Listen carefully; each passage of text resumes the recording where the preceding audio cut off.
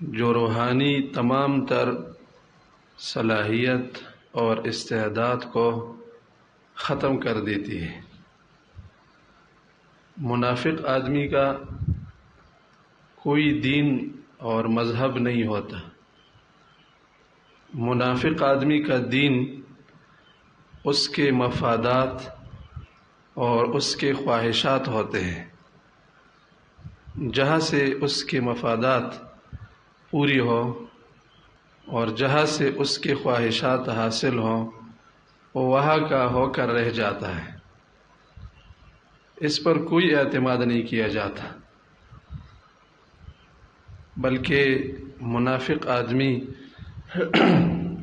اس کا جرم اس لحاظ سے بھی بہت بڑا ہے کہ اس کا نقصان متعدی ہوتا ہے، اپنے آپ کے علاوہ دوسروں کے لیے بھی وہ نقصان اور ضرر کا ذریعہ بنتا ہے، کیونکہ وہ اپنی مفاد کے لیے رنگ بدلتا ہے اور ہر جگہ کے ساتھ اپنا بیس بدلتا رہتا ہے۔ کسی کو پتہ نہیں چلتا یہ مسلمان ہے یا کافر ہے، اچھا ہے یا برا ہے۔ بلکہ رسول اللہ صلی اللہ علیہ وسلم نے منافق کی بہت عجیب مثال بیان فرمائی۔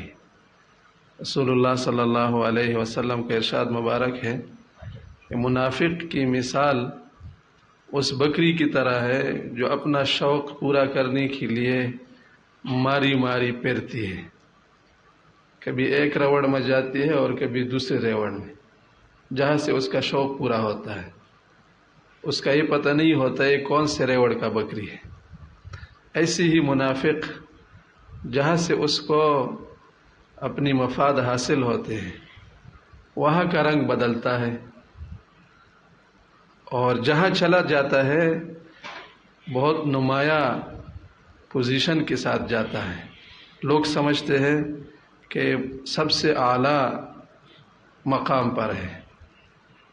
اللہ رب العالمین قرآن مجید میں رسول اللہ صلی اللہ علیہ وسلم کو فرماتے ہیں وَإِذَا رَأَيْتَهُمْ تُعْجِبُكَ أَجْسَادُهُمْ، یہ منافق لوگ جب تم دیکھتے ہیں بظاہر ایسے خوشنما ہوتے ہیں زبردست قسم کے، یعنی ان کے اعمال اور ان کا چال ڈال، ان کا ظاہری اٹھنا بیٹھنا وہ اتنا اچھا ہوتا ہے کہ تم کو پسند آ جائے گا۔ تم سمجھیں گے کہ یہ تو بہت اچھا آدمی ہے، نماز بڑا اچھا پڑھتا ہے، روزے بہت رکھتا ہے، ذکر و اذکار بہت کرتا ہے۔ وَإِن يَقُولُوا تَسْمَعْ لِقَوْلِهِمْ كَأَنَّهُمْ خُشُبٌ مُّسَنَّدَةٌ، لیکن جب تم اس کے ساتھ بات کرو اور وہ کچھ بول لیتے ہیں تو آپ سمجھ جائیں گے کہ یہ خالی لکڑی کی طرح، جس طرح موٹے موٹے لکڑی ہوتے ہیں دیواروں کے سہارے کھڑے ہوتے ہیں، خود ان میں جان نہیں ہوتا، روح نہیں ہوتی۔ نبی صلی اللہ علیہ وسلم کی فراست تو بہت زیادہ ہوتی ہے، وہ باتوں سے لوگوں کو جان لیتے ہیں کہ ان کی باتوں میں کتنا وزن ہے۔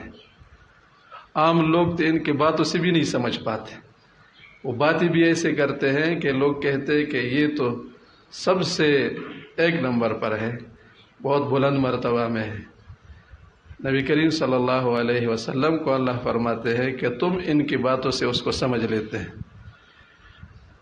جو زیرک آدمی ہوتا ہے، فراست والا ہوتا ہے، اس کو پتہ چلتا ہے، کچھ تجربہ رکھتے ہیں لوگوں کے، اس کے زبان سے۔ پولیس والے کو آپ نے دیکھا ہوگا، جیسے گاڑی کے اندر جھانکتے ہیں تو اس کو پتہ چلتا ہے یہ آدمی نشے والا ہے، وہ ان کے علامات سے پہچان لیتا ہے۔ تو فراست والے لوگ باتوں سے جانتے ہیں کہ اس کی بات میں کتنی وزن ہے، اس لیے زبان انسان کے دل کا ترجمان ہوتا ہے، اس کو پتہ چلتا ہے کہ اس کی دل کی حالت کیسی ہے۔ تو بظاہر یہ بہت خوشنما لگتے ہیں منافق لوگ، اور انہی کی وجہ سے لوگوں کو بہت نقصان ہوتا ہے۔ ہر زمانے میں منافق لوگ ہوتے ہیں، خاص کر آخری زمانے میں تو نفاق کی بیماری بہت بڑھ جائے گی۔ رسول اللہ صلی اللہ علیہ وسلم کے زمانے میں بھی منافقین کی ایک بہت بڑی تعداد موجود تھی، اور صحابہ کرام رضوان اللہ علیہم اجمعین مسلمانوں کو منافقین کی ان ظاہری چھال ڈال کی وجہ سے بعض اوقات نقصان بھی ہو جاتا تھا۔ غزوہ احد میں 1000 صحابہ کرام جہاد کے لیے مدینہ منورہ سے باہر احد کی طرف جا رہے تھے۔ عبداللہ ابن ابی ابن سلول یہ منافقین کا رئیس تھا، سب سے بڑا سردار تھا، رئیس المنافقین۔ انہوں نے راستے میں لوگوں کو ورغلایا اور لوگوں کے دل میں یہ وسوسہ ڈالا کہ ہم نے تو مشورہ کیا تھا کہ ہم مدینہ کے اندر جنگ لڑیں گے۔ بعض نوجوان لوگوں نے رسول اللہ صلی اللہ علیہ وسلم کو مشورہ دیا اور وہ مدینہ کے باہر جنگ لڑنے کے لیے آمادہ ہو گئے۔ ہم اتنے بڑی تعداد میں، چونکہ یہ خود اپنے قبیلے کا سردار بھی تھا، بڑا آدمی تھا، زیرائے آدمی تھا، تو ہماری بات نہیں مانی گئی اور جو نوجوان لوگ ہیں ان کی بات مانی گئی۔ لہٰذا اب یہ جانے ان کا کام جانے، ہم اس جہاد میں، اس جنگ میں حصہ نہیں لیتے۔ راستے سے 300 لوگوں کا ایک بہت بڑی جماعت آپ نے واپس کر دیا۔ اب 1000 لوگوں میں 300 لوگ واپس ہو جائے عین جنگ کے حالت میں، کتنا بڑا نقصان ہوتا ہے۔ پھر بھی اللہ رب العالمین نے مسلمانوں کے دل میں وہ قوت ڈال دیا اور وہ جہاد کے لیے چلے گئے، لیکن اتنا بڑا نقصان یہ لوگ دیتے ہیں مسلمانوں کو۔ اس کے علاوہ دوسری جگہوں میں صحابہ کرام رضوان اللہ علیہ اجمعین کو منافقین کی وجہ سے جگہ جگہ نقصان پہنچا ہے۔ اسی لیے منافق لوگوں کی سزا بہت بڑی ہے۔ قیامت کے دن آخرت میں سب سے نچلے طبقے میں منافقین ہوں گے۔ ان المنافقین فی الدرک الاسفل من النار، جہنم کے سب سے نچلے طبقے میں منافقین لوگ ہوں گے کہ یہ خود بھی اپنے آپ کو نقصان پہنچاتے ہیں اور دوسرے لوگوں کے لیے بھی نقصان کا ذریعہ بنتے ہیں۔ یہ بیماری جتنی خطرناک ہے، نفاق، اتنا ہی پوشیدہ اور باریک ہے۔ منافق آدمی خود کبھی اس بیماری کا ادراک نہیں کر لیتا۔ وہ سمجھتا ہے کہ میں بڑا سمجھدار ہوں، میں بڑا ہوشیار ہوں۔ بعض چالاکی کرتے ہیں، مکاری کرتے ہیں، وہ اپنی چالاکی کو ہوشیاری سمجھتا ہے کہ میں بڑا ہوشیار ہوں، لوگوں کو دھوکہ دیتا ہوں اور میں سمجھدار بہت ہوں۔ تو ایسی ہی نفاق کی بیماری میں منافق کو پتہ نہیں چلتا کہ میں اتنے خطرناک مرض کا شکار ہو چکا ہوں۔ تو اسی لیے اس کا جاننا ضروری بہت ہے، کیونکہ خطرناک بہت ہے اور پوشیدہ بھی ہے۔ قرآن مجید میں جگہ جگہ اللہ رب العالمین نے منافقین کی علامات اس لیے ارشاد فرمائی ہے چونکہ قرآن ہمارے لیے آئینہ ہے۔ ہر آدمی اپنے سامنے قرآن مجید کے ان ارشادات کو اپنے سامنے رکھ دے اور پھر اپنا موازنہ کرے ان چیزوں کے ساتھ، میرے اندر ان صفات میں، ان علامات میں کون کون سی علامتیں ہیں۔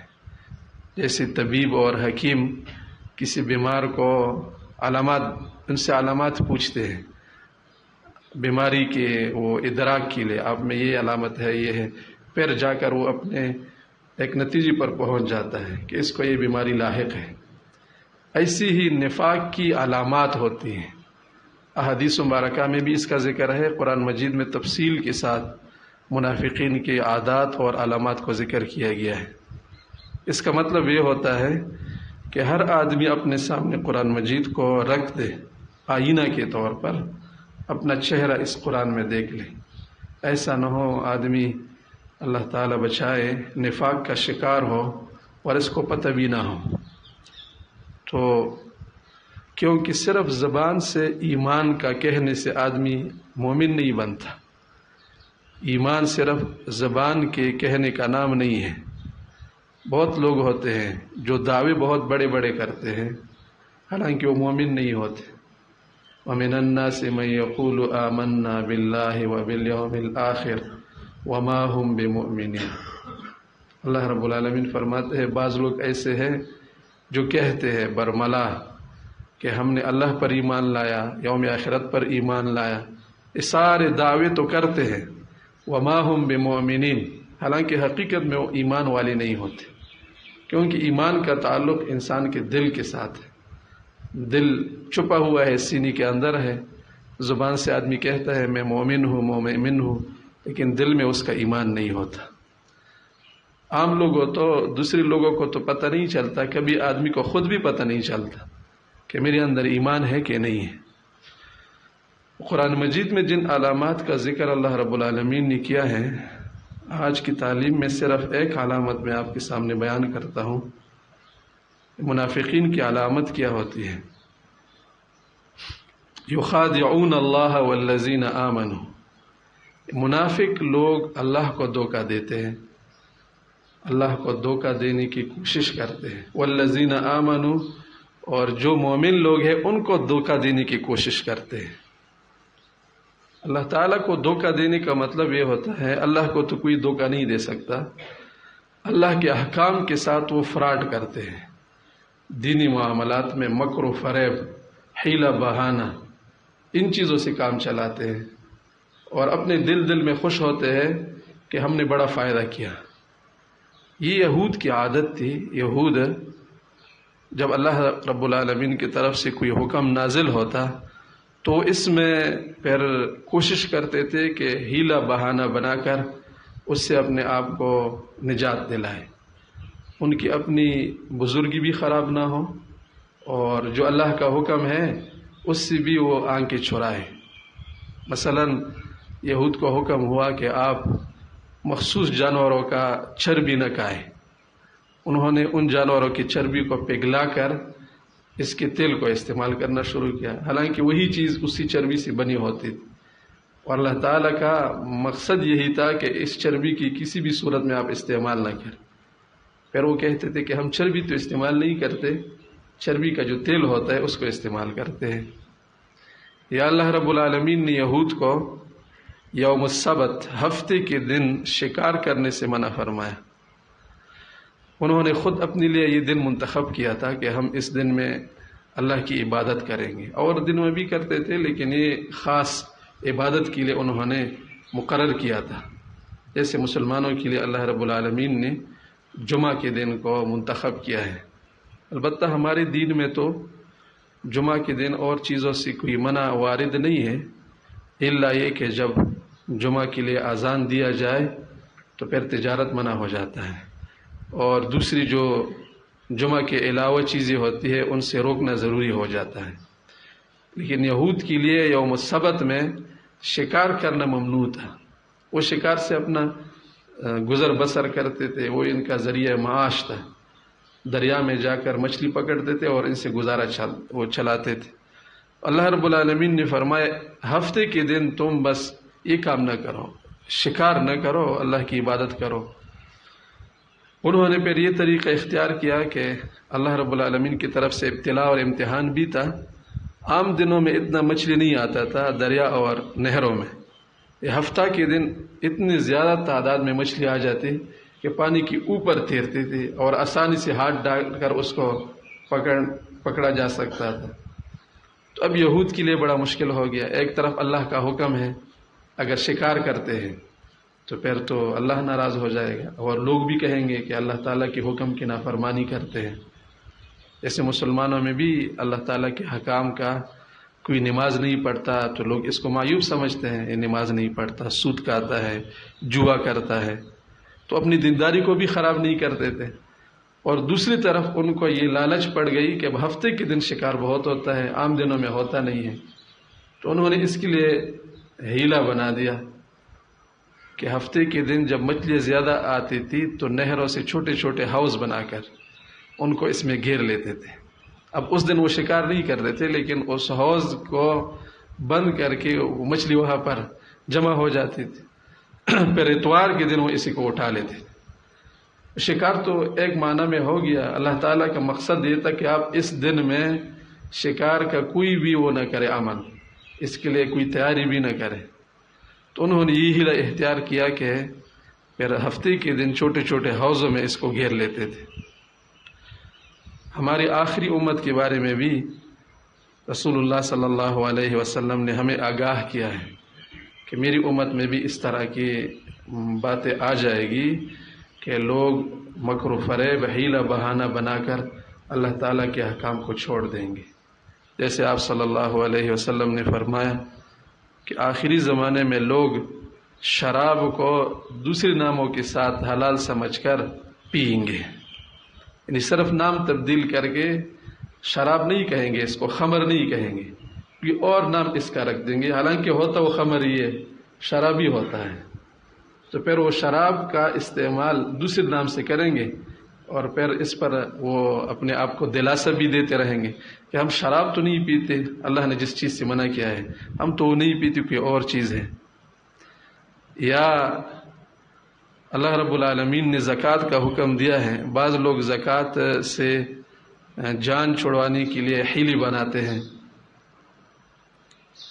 جب سال کا آخری مہینہ آ جاتا ہے، 1-2 دن یا 1 ہفتہ پہلے اپنی پوری مال کو اپنی بیوی یا اپنے بیٹے کو ہبہ کر دیتے ہیں، بڑا مالدار ہوتا ہے، اب سال گزرنے کے بعد زکوٰۃ واجب ہو جاتا ہے، تو جب سال گزرنے کے قریب ہو جائے، 1-2 دن رہ جائے، اپنی پوری جو اس کی سرمایہ ہوتی ہے وہ اپنی بیوی کو ہبہ کر دیتا ہے کہ یہ آپ کا ہو گیا۔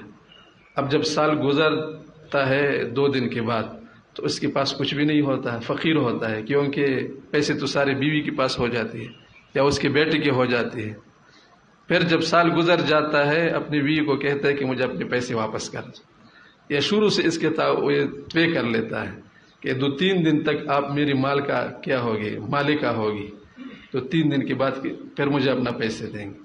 اب جب سال گزرنے کے بعد وہ اپنے پیسے اس سے لے لیتی ہے، تو فقہی طور پر مسئلہ کے لحاظ سے اس پر زکوٰۃ واجب نہیں ہوگا، کیونکہ زکوٰۃ واجب ہونے کے لیے سال کے اول اور آخر میں مال کا نصاب کا پورا ہونا ضروری ہوتا ہے۔ اب سال کے آخر میں اس کے پاس مال ہے نہیں، پھر جب اس سے لے لیتا ہے نیا سال شروع ہوتا ہے، پھر دوسرا سال جب گزرنے کے قریب ہوتا ہے پھر اپنی بیوی کو پیسے دے دیتا ہے۔ بعض لوگ یہ حیلہ کرتے ہیں، یہ ناجائز ہے، مکر و فریب ہے، اللہ تعالیٰ کے حکم کے ساتھ فراڈ کرنا ہے۔ یا بعض لوگ ایسا کرتے ہیں کہ زکوٰۃ کا مال جب سال گزرنے کے قریب ہوتا ہے تو ایسی چیزوں میں تبدیل کر دیتے ہیں جس پر زکوٰۃ واجب نہیں ہوتا۔ زکوٰۃ واجب ہونے کے لیے تو مال نامی کا ہونا ضروری ہے۔ مال نامی کا مطلب یا نقد پیسے ہو، سونا چاندی، یا جو موجودہ کرنسی ہوتا ہے، یا تجارت کا جو سامان ہوتا ہے، یا مال مویشی، ان 3 چیزوں پر زکوٰۃ واجب ہوتا ہے۔ اب اگر ایک آدمی نے چلانے کے لیے گھر کے لیے گاڑی خرید لی، یا ایک اضافی گھر اس کے ساتھ ہے، یا بہت سارا جائیداد اور زمین اس کی ملکیت میں ہے، اگرچہ وہ کروڑوں روپے کے ہو، اس آدمی کی اس مال پر زکوٰۃ واجب نہیں ہوتا۔ جو زمین اس طرح پڑی ہوتی ہے، ایک تو وہ ہے جو تجارت کے لیے ہوتی ہے، وہ نہیں، کیونکہ وہ تو سامان تجارت میں داخل ہو گیا۔ ویسے اس کی ملکیت میں زمین ہے، میراث میں اس کو مل گیا ہے، یا خریدا ہے، یا کسی نے دیا ہے، بہت قیمت کا ہے، لیکن اس پر زکوٰۃ واجب نہیں ہوتا۔ تو پھر وہ ایسا کرتے ہیں کہ سال گزرنے کے قریب ہو جائے تو اپنے پیسوں پر گاڑیاں خرید لیتا ہے، ٹریکٹر خرید، 10 لاکھ روپے میں ٹریکٹر خرید لیا، کسی جگہ میں اور کوئی چیز خرید لیا، اس پر تو زکوٰۃ واجب نہیں ہوتا۔ پھر جب سال گزر جائے تو اس کو پھر بیچ دیتے ہیں۔ تو اس طرح سے وہ اپنے زکوٰۃ سے کیا کرتے ہیں، اپنے آپ کو بچانے کی کوشش کرتا ہے۔ یہ سارے یخادعون اللہ میں داخل ہے، اللہ کو دھوکہ دیتے ہیں۔ وہ سمجھتے ہیں کہ اللہ تعالیٰ ان چیزوں کو نہیں سمجھتا۔ اللہ رب العالمین انسان کے دلوں کے راز کو جانتا ہے۔ اب ایک آدمی واقعی اس طور پر کرتا ہے تو اس کے لیے کوئی حرج نہیں ہے، جو حیلہ بہانہ نہیں کرتا۔ اگر اتنا وہ آدمی سخی ہے کہ اپنا کروڑوں روپے اپنی بیوی کو دے دیتا ہے اور بعد میں اس سے مطالبہ بھی نہیں کرتا، تو ایسے کرنے میں کوئی حرج نہیں ہے۔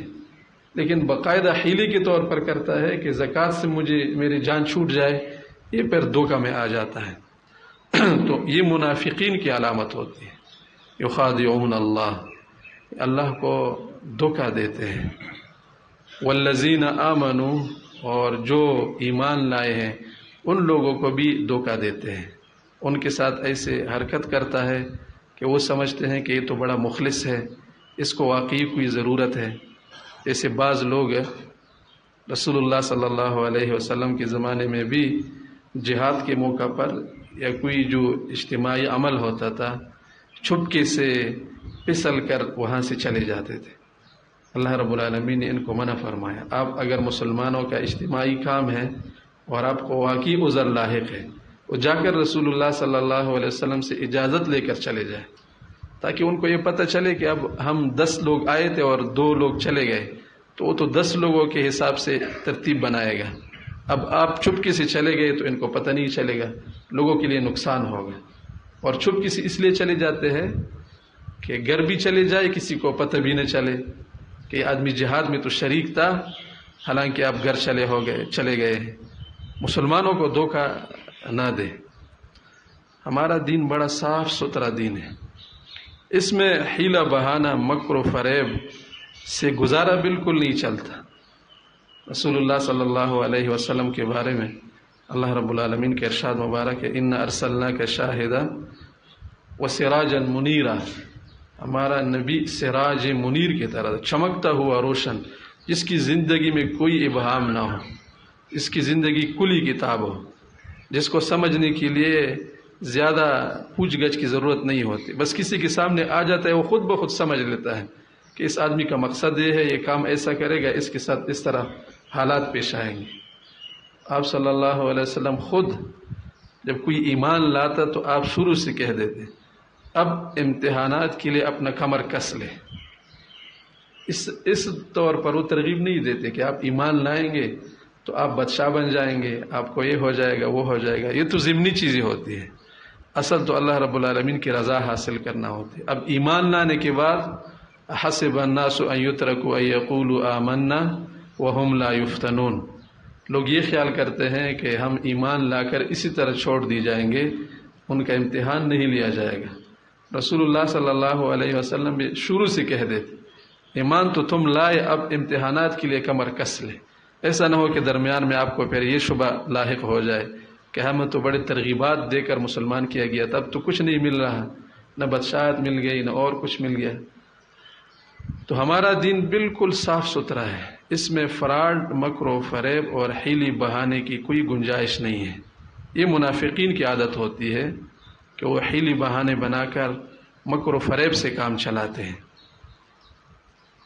ان کا خیال یہ ہوتا ہے کہ ہم دینی احکام میں ہیرا پیری کر کے حیلی بہانے بنا کر ہم نے کوئی فائدہ حاصل کیا۔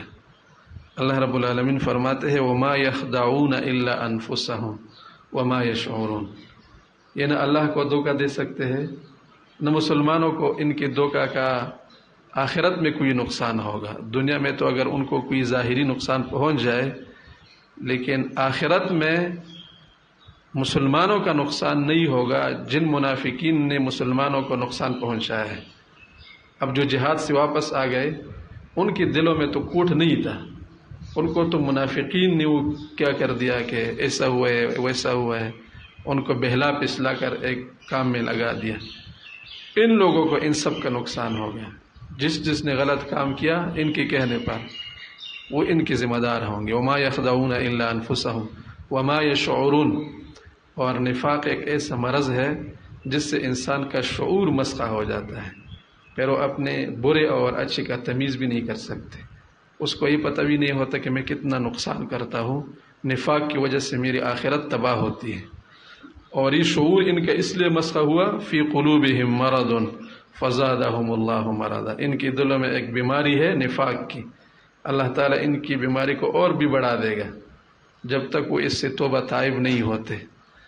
اور دوسری جگہ میں اللہ رب العالمین منافقین کے لیے بڑے سخت الفاظ استعمال کرتے ہیں، وَإِن يَقُولُ تَسْمَعْ لِقَوْلِهِمْ كَأَنَّهُمْ خُشُبٌ مُّسَنَّدَةٌ يَحْسَبُونَ كُلَّ صَيْحَةٍ عَلَيْهِمْ، بڑے بزدل لوگ ہوتے ہیں منافق لوگ، ہر وقت اس خوف میں رہتے ہیں کہیں سے کوئی حادثہ پیش آئے وہ ہمارے ساتھ ہی ہوگا، کیونکہ اللہ پر ان کا یقین ہوتا نہیں ہے، ہر چیز سے وہ ڈرتے ہیں، اس سے بھی ڈرتے ہیں کہ ہمارا راس پاش نہ ہو جائے، اس سے بھی ڈرتے ہیں کہ ہمیں کوئی نقصان نہ ہو جائے، بزدل لوگ ہوتے ہیں، یہ نفاق کا نتیجہ ہوتا ہے، بزدلی۔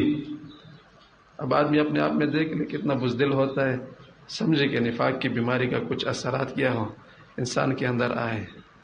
جو مخلص مومن ہوتا ہے وہ بالکل نہیں ڈرتا، ایسا بہادر ہوتا ہے کہ خوف نام کی اس کی زندگی میں کوئی چیز نہیں ہوتی، وہ کسی چیز سے نہیں ڈرتا۔ یہ جو آدمی بزدل بنتا ہے یہ در حقیقت نفاق کا کیا ہوتا ہے؟ اثرات ہوتے ہیں. یحسبون کل صیحۃ علیہم ہم العدو، یہ اللہ کی بھی دشمن ہے، اللہ کی دین کی بھی دشمن ہے، مسلمانوں کی بھی دشمن ہے. فاحذروہم، ان سے بچتے رہو، یہ خطرناک لوگ ہیں، ان کے ساتھ بیٹھ کر تم بھی نقصان پاؤ گے. کبھی تو ظاہری نقصان پاؤ گے، اور اگر خدا نخواستہ منافقین کے ساتھ تم نے دوستی بنا لی، دوستی کا انجام یہ ہوتا ہے کہ دوست کے صفات دوست میں منتقل ہوتے ہیں. ایسا نہ ہو یہ بیماری تم میں منتقل ہو جائے. انا یوفکون، یہ بیچارے کہاں بٹ کے جا رہے ہیں، خود تو ہے گمراہ، تمہارے لیے بھی گمراہی کا ذریعہ بن جائیں گے. تو منافق آدمی یہ اللہ کو بڑا مبغوض ہوتا ہے، اور منافق آدمی اس کا نہ دنیا میں کوئی خیر ہے اور نہ آخرت میں کوئی خیر ہے.